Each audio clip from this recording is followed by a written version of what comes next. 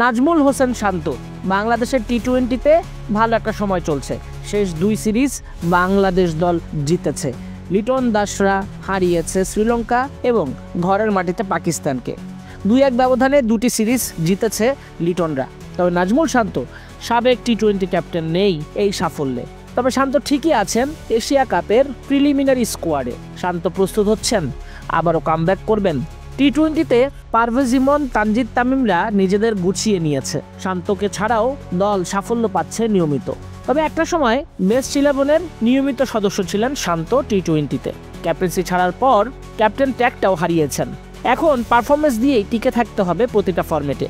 শান্ত নির্ভর হয়ে খেলতে চান, আবারও ফিরে আসতে চান পুরনো ফর্মে। তাই তো মিরপুরের একাডেমি মাঠে রানার্স ক্লাবে অনুশীলন করলেন ঘণ্টাখানেক। নেটে বোলিং মেশিনে নিখুঁত প্রস্তুতি। সময় বেশি নেই, সামনে নেদারল্যান্ডসের বিপক্ষে হোম সিরিজ, আর তারপরে এশিয়া কাপের মিশন ইউএইতে।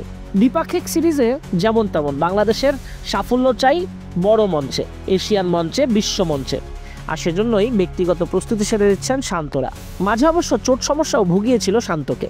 সবকিছু ছাপিয়ে আবারও শান্ত ফিরে আসতে লড়াই করে যাচ্ছেন।